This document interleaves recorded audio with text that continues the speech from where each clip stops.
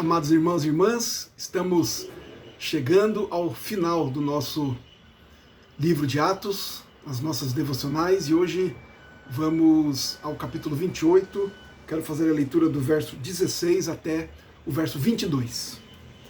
Uma vez em Roma, foi permitido a Paulo morar por sua conta, tendo em sua companhia o soldado que o guardava.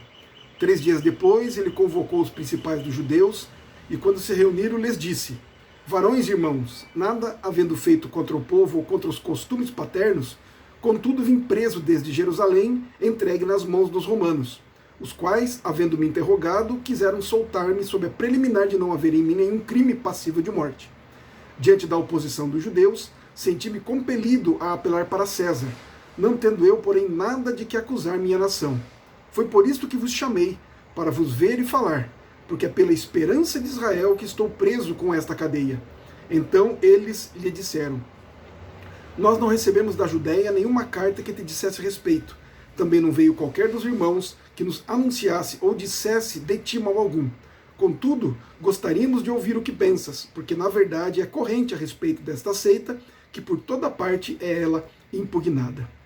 Bom, então Paulo chega em Roma, e 3 dias depois, ele já instalado na sua casa, mas em prisão domiciliar, visto que havia um soldado, então, com ele, né, guardando a Paulo. Provavelmente esse soldado ficava até mesmo acorrentado com a Paulo, mesmo ele dentro da sua própria casa. Então ele chega na cidade, 3 dias depois ele convoca os líderes judeus que moravam ali em Roma. E nós podemos perceber aqui que esses judeus eles não haviam recebido nenhum comunicado dos judeus de Jerusalém ou de qualquer outra sinagoga, de qualquer outro lugar, a respeito das acusações que eles estavam fazendo a Paulo. Mas Paulo começa aqui já também apresentando a sua defesa, dizendo que ele estava preso por causa de pregar o evangelho, por causa de pregar a esperança de Israel, e os judeus então eram contrários a isso, né? Aqueles que o acusavam.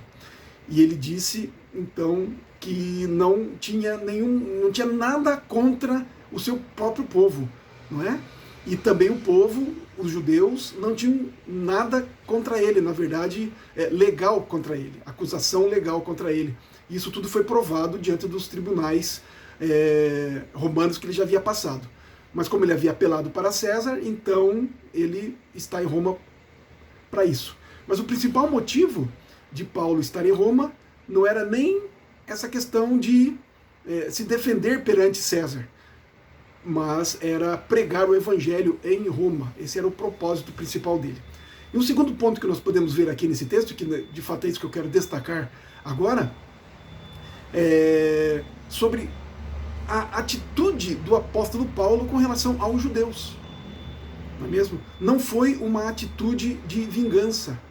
Ele não veio e não mandou chamar os judeus de Roma, os líderes ali, judeus que moravam em Roma, para atacá-los, para se vingar deles. Pelo contrário, ele veio e tinha o desejo de pregar o evangelho para eles também.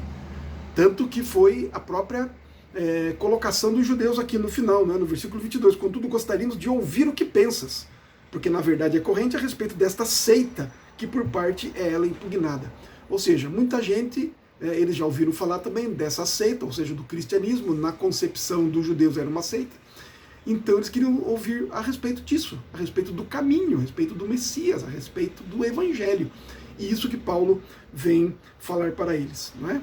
Então, uma coisa que nós podemos perceber aqui em Paulo é que ele fala uma coisa e cumpre aquilo que ele fala, né? Nós podemos confirmar isso em Romanos capítulo 12, dos versos 9 ao 21. Não é? E porque ele escreve essa carta aos romanos há algum tempo, pelo menos uns 3 anos antes, não é mesmo? E aí ele chega em Roma, agora está então diante dos judeus. Ele escreve, claro, essa carta primeiramente aos gentios, mas na igreja de Roma também havia judeus convertidos, então essa carta é para judeus e para gentios também. Mas o que ele destaca aqui na sua carta em Romanos 12, capítulo versos 9 ao 21, é o que nós devemos fazer. nós devemos imitar a Paulo, porque nós vimos que ele cumpriu o que ele ensinou aqui nesses versos. Então isso deve estar na nossa mente, no nosso coração, para o nosso dia a dia, no nosso caminhar diário com o Senhor. Diz assim: o amor seja sem hipocrisia, detestai o mal, apegando-vos ao bem, amai-vos cordialmente uns aos outros com amor fraternal, preferindo-vos em honra uns aos outros. No zelo não sejais remissos, sede fervorosos de espírito, servindo ao Senhor. Regozijai-vos na esperança, sede pacientes na tribulação, na oração perseverantes. Compartilhar as necessidades dos santos, praticai a hospitalidade. Abençoai os que vos perseguem. Olha aí, abençoai e não amaldiçoeis. Alegrai-vos com os que se alegram e chorais com os que choram. Tende o mesmo sentimento uns para com os outros, em lugar de seres orgulhosos, condescendei com o que é humilde.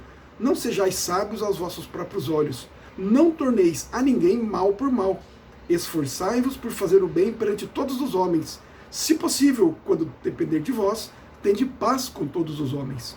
Não vos vingueis a vós mesmos, amados, mas dai lugar à ira, porque está escrito: a mim me pertence a vingança, eu é que retribuirei, diz o Senhor. Pelo contrário, se o teu inimigo tiver fome, dá-lhe de comer, se tiver sede, dá-lhe de beber, porque fazendo isto, amontoarás brasas vivas sobre a sua cabeça. Não te deixes vencer do mal, mas vence o mal com o bem. Era isso que Paulo fazia. Foi isso que ele fez com relação aos judeus.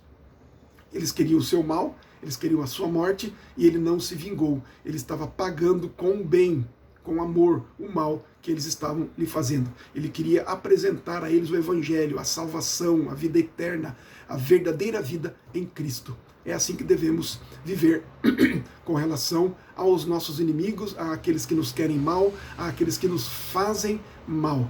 Que seja assim, hoje, em 2021 e por todos os dias das nossas vidas. Em nome de Jesus. Amém.